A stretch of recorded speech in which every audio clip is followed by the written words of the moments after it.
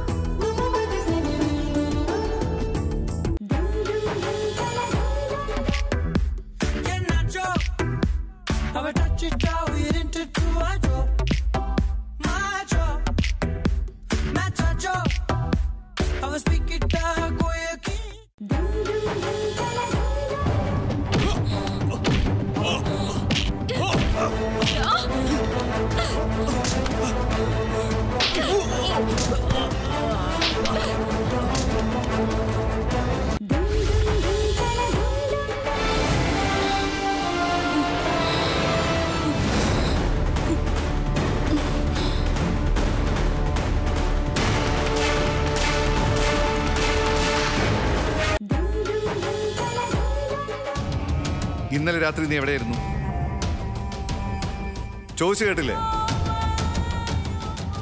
മറുപടി പറയാൻ. വേദയുടെ വീട്ടില്.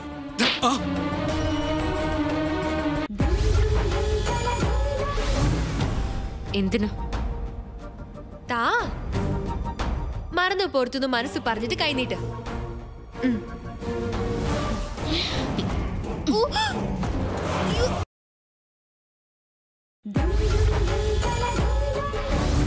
ഏട്ടൻ അഭിനയിക്കാൻ അറിയില്ല, അതിനുള്ള കഴിവുമില്ല. അതുകൊണ്ടല്ലേ എന്നെ കണ്ടപ്പോ അസ്വസ്ഥനായത്. നല്ലൊരു നടനായിരുന്നെങ്കിലേ എന്നെ നല്ല ആരെ കണ്ടാലും അഭിനയിക്കാതിരിക്കില്ല. സർ, അങ്ങനെ ചെയ്യരുത്. എനിക്ക് എന്റെ നിലനിൽപ്പ് നോക്കണ്ടേ? വാങ്ങിയ 10 ലക്ഷം നമുക്ക് ഇനിയൊരു അവസരത്തിൽ കാണാം. Sir please. നോ നീൽ. ഏട്ടൻ കാരണം എന്തെങ്കിലും മനോവിഷമം ഉണ്ടായിട്ടുണ്ടെങ്കിൽ ഏട്ടന് വേണ്ടി ഞാൻ മാപ്പ് ചോദിക്കാം. എല്ലാം മറന്ന് ഗിരി നീ തിരിച്ചു വരണം. വേണമെങ്കിൽ ഞാൻ കാലു പിടിക്കാം. ഒരാളും ഇതിൽ ഇടപെടണ്ട. 1 മണിക്കൂർ ഞാൻ സമയം തരും. അതിനുള്ളിൽ ഇറങ്ങിയില്ലെങ്കിൽ വലിച്ചിറക്കം ഞാൻ. വെറും കൈയോടെ പോണ്ട, ഇതുകൂടെ പിടിച്ചു. ഞാൻ ആദ്യമായിട്ടും അവസാനമായിട്ടും സ്നേഹിച്ച പെണ്ണ വേദ.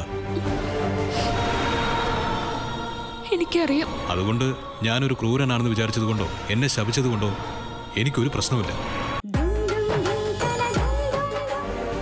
ഞാൻ ആദ്യമായിട്ടും അവസാനമായിട്ടും സ്നേഹിച്ച പെണ്ണ വേദ. എനിക്കറിയാം. അതുകൊണ്ട് ഞാനൊരു ക്രൂരനാണെന്ന് വിചാരിച്ചത് കൊണ്ടോ എന്നെ ശപിച്ചത് കൊണ്ടോ എനിക്കൊരു പ്രശ്നമില്ല. ഇങ്ങതാ, ഞാൻ തേച്ചുതരാം. വേണ്ട. പല്ല് തേക്കാതിരിക്കാൻ പറ്റുമോ? ഞാൻ തേച്ചുതരാം. വാ തുറക്ക്. അപ്പൊ കാണാം മോളെ, നീ കാരണം പോലീസ് സ്റ്റേഷനിൽ കയറേണ്ടി വന്നു. ഇനി കോടതി, ജയില്. തൃപ്തിയായല്ലോ നിനക്ക്? നിന്നെ പൊന്നുപോലെ സ്നേഹിച്ച അച്ഛനോടും ആങ്ങളയോടും നീ ഇങ്ങനെ തന്നെ ചെയ്യണം.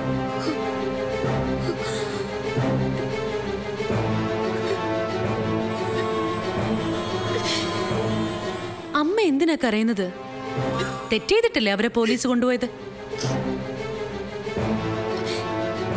അപ്പോ ആ അറ്റാക്കിന് പിന്നിൽ അച്ഛനും ഗണേശും ആയിരുന്നല്ലേ? അനുഭവിക്കട്ടെ. നീ ഇത്രയും ദുഷ്ടയായി പോയല്ലോ. സ്വന്തം അച്ഛനെ കൂടപ്പറപ്പിനെ പോലീസ് കൊണ്ടുപോയത്. എന്നിട്ടും നിനക്ക് എങ്ങനെ ഇങ്ങനെയൊക്കെ സംസാരിക്കാൻ തോന്നുന്നു? കുറ്റം ചെയ്തവര് ശിക്ഷ അനുഭവിക്കണ്ടെന്നാണോ അമ്മ പറയുന്നത്? കുറ്റം ചെയ്തത് അവരല്ല, ഞാനാ. നിന്നെ ഞാൻ പ്രസവിച്ചു, വളർത്തി വലുതാക്കി. അതിനുള്ള ശിക്ഷ ഇപ്പൊ ഞാൻ കണ്ടത്. ഇത് ഇവിടം കൊണ്ട് തീരുമെന്ന് നീ വിചാരിക്കണ്ട. ഒരു പോറല് പോലും ഏൽക്കാതെ അവരിവിടെ തിരിച്ചു വരണം. ഇല്ലെങ്കിൽ അവനെതിരെ ഇനി കൊട്ടേഷൻ കൊടുക്കാൻ പോകുന്നത് ഈ ഞാനായിരിക്കും. വെറുതെ ഭീഷണിപ്പെടുത്താനോ പേടിപ്പിക്കാനോ ആയിരിക്കില്ല, കൊന്നുകളയാനായിരിക്കും ആ കൊട്ടേഷൻ. ഈ ഭൂമിക്ക് മുകളിൽ ഉണ്ടാവില്ല പിന്നവൻ. അമ്മേ, അതേടി, അമ്മ തന്നെയാ. അറിയാലോ എന്നെ, വാശി പിടിപ്പിച്ച മുന്നും പിന്നും നോക്കാതെ പ്രവർത്തിക്കുന്നവളാ നിന്റെ ഈ അമ്മ.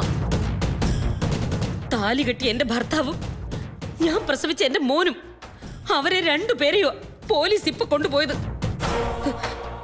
സൂര്യൻ അസ്തമിക്കുന്നതിന് മുൻപ് രണ്ടുപേരും പോയ പോലെ ഇവിടെ തിരിച്ചെത്തിയിരിക്കണം. ഇല്ലെങ്കിൽ നീ വിവരം അറിയും.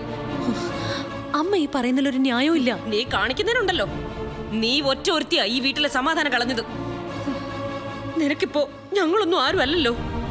ഇന്നലെ പരിചയപ്പെട്ട അവനാണല്ലോ നിനക്കിപ്പോ വലുത്. ഇനി എന്ത് കണ്ടിട്ടാടി അവന്റെ പുറകെ ഇങ്ങനെ നടക്കുന്നത്? അവന് പോലും നിന്നെ വേണ്ടല്ലോ, പിന്നെ എന്തിനാടി ഒരു കൊടിച്ചു പട്ടിയെ പോലെ വാലാട്ടി ചെല്ലുന്നത്? അതെന്റെ ഇഷ്ടമാ, അതിലൊന്നും ആരും ഇടപെടാൻ നിൽക്കണ്ട. ഞാൻ ഇടപെടും, എനിക്കതിനുള്ള അവകാശമുണ്ട്. കാരണം ഞാൻ നിന്റെ അമ്മയാ. അമ്മയ്ക്കിപ്പൊ എന്താ വേണ്ടത്? അച്ഛനും ഗണേശും പുറത്തിറങ്ങണം, അതല്ലേ വേണ്ടു? അതെ, ഞാൻ ഇറക്കാം. എങ്ങനെ ഇറക്കും? അതെന്തിനാ അമ്മ അറിയുന്നത്? അമ്മയുടെ കഴുത്തിൽ താലി കെട്ടിയ ഭർത്താവും അമ്മയുടെ വയറ്റിന്ന് ജനിച്ച മോനും അമ്മ പറഞ്ഞതുപോലെ ഇന്ന് സൂര്യൻ അസ്തമിക്കുന്നതിന് മുമ്പ് ഈ വീട്ടിലുണ്ടായിരിക്കും. നീ എങ്ങോട്ടേ പോകുന്നേ? ഇതിനകത്ത് കുത്തിയിരുന്ന അവരെ ഇറക്കാൻ പറ്റുമോ? ഇല്ലല്ലോ.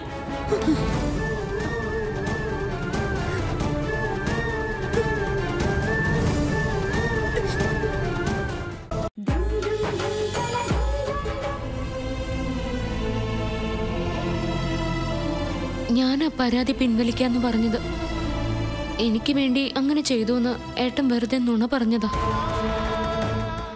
ഒരുപാട് സ്നേഹത്തോടുകൂടി നമ്മൾ സ്വാഗതം ചെയ്യുന്നു അഞ്ജന അപ്പുക്കുട്ടൻ. ഉത്സവമായി മത്സരമായി ഉത്സാഹത്തിൻ ഒരുമയുമായി. ഞങ്ങൾ തമ്മിൽ ഭയങ്കര വഴക്കുകളൊന്നുമില്ല, എന്നാലും ഉണ്ണിക്കുശുമ്പ് ഉണ്ടാവുമല്ലോ. അത് സ്വാഭാവികമായിട്ടും ഉണ്ടാവുമല്ലോ. അതെ, പെണ്ണുങ്ങൾക്ക് എന്തായാലും മനോജേട്ടനെ സമ്മതിക്കണം. മനോജേട്ടന്റെ വിധി. അതെ, വിധി. കൊറേ മനോജേട്ടന്മാരുണ്ടല്ലോ അല്ലേ? അതെ, പിന്നെ ഉണ്ടോ? ആ, ഉണ്ട്.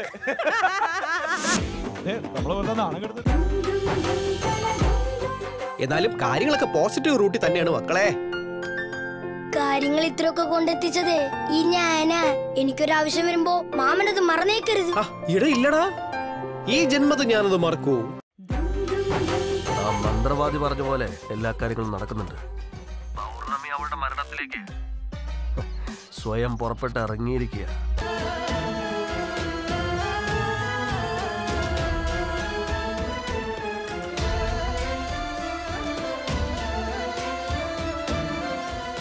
നമുക്ക് രണ്ടുപേർക്കും കൂടെ മുരളിയുടെ വീട് വരെ ഒന്ന് പോയി അവൾ അവിടെ ഉണ്ടോന്ന് നോക്കിയിട്ട് വന്നാലോ?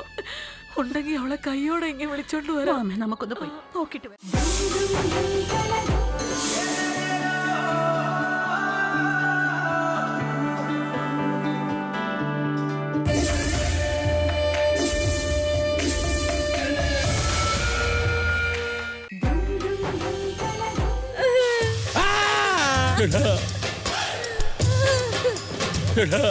ഇവൾ മരിക്കുന്നത് എന്താ പറ്റിയ? കള്ളദീനം കാണിച്ചിരിക്കുന്ന ഇവളുമാരുടെ മുട്ടാലും ഒക്കെ നല്ല അടി വെച്ചോളൂ. അടി ആരടി? ഇന്ന് തുടങ്ങും വിലാസിനിയുടെ കളികൾ. തൃച്ചംബരത്തിന്റെ അടിവേരില ആദ്യത്തെ വെട്ട്. വിലാസിനി, നിന്റെ മഹാരാജാവായിരുന്ന വസുദേവൻ ഈ കംസനുമായി മല്ലയുദ്ധം നടത്താനുള്ള സന്ദേശം അയക്കും. സൂര്യാസ്തമയത്തിന് അല്പസമയമേ ബാക്കിയുള്ളൂ. എനിക്കൊന്നും മനസ്സിലാകുന്നില്ല. ഇവരുടെ അവസ്ഥയ്ക്ക് ഇപ്പോഴും ഒരു മാറ്റവുമില്ല. ഈശ്വരൻ രക്ഷിക്കാതിരിക്കില്ല.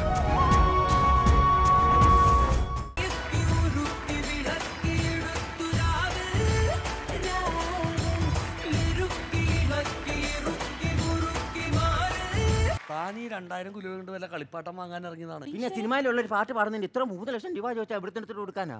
പിന്നെ സിനിമയിലെ പാട്ടല്ല, അല്ലെ വീട്ടിൽ വേറെ ഉണ്ടാക്കിക്കൊണ്ട് വരുന്ന പാട്ടൊന്നും അല്ലല്ലോ.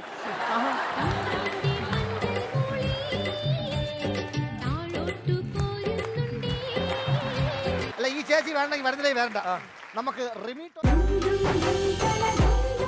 എന്നാലും കാര്യങ്ങളൊക്കെ പോസിറ്റീവ് റൂട്ടിൽ തന്നെയാണ് മക്കളെ. കാര്യങ്ങൾ ഇത്രയൊക്കെ കൊണ്ടെത്തിച്ചതേ ഈ ഞാനാ. എനിക്കൊരാവശ്യം വരുമ്പോ മാമനത് മറന്നേക്കരുത്. ഇടയില്ലടാ, ഈ ജന്മത്ത് ഞാനത് മറക്കൂ.